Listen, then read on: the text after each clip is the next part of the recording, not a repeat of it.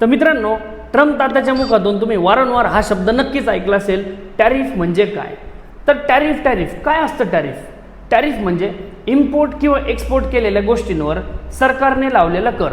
जसं की उदाहरण आपण समजून घेऊ. तर आता बघा, हॅर्ली डेव्हिडसन नावाची एक US बेस्ड कंपनी आहे. त्या बाईकची प्राइस आहे 4 ते 5 लाख रुपये. पण ती बाईक आपल्या देशात आल्यावर त्या बाईकची प्राइस होती सुमारे 18 ते 17 लाख रुपये. मग याच्या मागचं कारण काय आहे? आपला जो भारत सरकार आहे त्या बाईकवर त्यांनी लावलेला असतो टॅरिफ, तो असतो 100 ते 200% आता आपल्या गव्हर्नमेंटला त्या बाईकच्या टॅरिफमधून महसूल कमवणं तर आहेच, पण त्या बदल्यात अजून एक गोष्ट असते, आपल्या भारतातले जे स्थानिक उद्योग आहे त्यांचं पण संरक्षण करावं लागतं त्यांना. म्हणजे जर सपोज करा आपल्या भारत गव्हर्नमेंटनी जर त्याच्यावर टॅरिफ लावलंच नाही तर हॅर्ली डेव्हिडसन नावाची बाईक ही 4 ते 5 लाखात आपल्या बाजारपेठेत उपलब्ध होईल. मग आता हॅर्ली डेव्हिडसन बाईक जर 4 ते 5 लाखात भेटायला लागली तर सगळे लोक बुलेट घेतील का? सगळे लोक बजाज पल्सर घेतील का? तर आपल्या स्थानिक उद्योगांना संरक्षण करणं, आपली रोजगारांची संरक्षण करणं यासाठी टॅरिफ लावलेला असतो. तर आता आपण टॅरिफचा गेम समजून घेऊ. US या देशावर झालेलं खूप कर्ज आणि हे कर्ज आता फेडायचं कसं याच्यासाठी उपाययोजना आखलेली आहे टॅरिफ. तर येऊन जाऊन कोणत्याही देशावर टॅरिफ लावणं.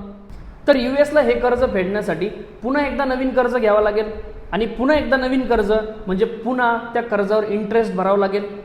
आता इंटरेस्ट खूप वाढलेलं आहे, हे इंटरेस्ट कमी करण्यासाठी पुन्हा सेंट्रल बँक्सच्या मागं लागणं. आता जसं आपलं व्याजदर वाढवण्यासाठी RBI असतो, तसंच त्यांच्या देशात पण व्याजदर वाढवण्यासाठी एक तर फेड असतो. मग त्या फेडच्या मागं लागणं की व्याजदर कमी कर, नाही तर मी तुला सोडणार नाही. मग आता व्याजदर कमी केल्यावर डॉलरचा रेट कमी पडून जाईल आणि डॉलरचा जर भाव पडला तर परत इन्फ्लेशन कंट्रोल नाही होणार. मग यामुळे काय होतंय, मार्केटमध्ये एक इन्स्टेबिलिटी क्रिएट होतीये. तिकडचे सगळे लोक मार्केट स्टेबल असल्यामुळे म्युच्युअल फंड्स आणि मार्केटमध्ये पैसा इन्व्हेस्ट करताय. मग ह्या अशा स्टेटमेंटमुळे मार्केटमध्ये एक व्हॉलिटिलिटी क्रिएट होतीये. लोकांना भीती वाटायला लागलेली आहे पैसे इन्व्हेस्ट करावं की नाही करावं. मग लोक काय करणार, सेफर असेट्सकडे वळणार. आणि सेफर असेट्स कोणता आहे? बॉन्ड्सचे रिटर्न किती असतात? 3 ते 4%. मग तिकडचे सगळे लोक जर बॉन्ड्समध्ये पैसे इन्व्हेस्ट करायला लागले तर त्यांना रिटर्न किती द्यावा लागेल? फक्त 3 ते 4%. म्हणजे तुम्ही बघा, व्याजदर जास्त द्यावा लागणार होतं, पण बॉन्ड्सच्या माध्यमातून, सेफर असेटच्या माध्यमातून त्यांना खूप कमी रिटर्न्स भेटत होतं.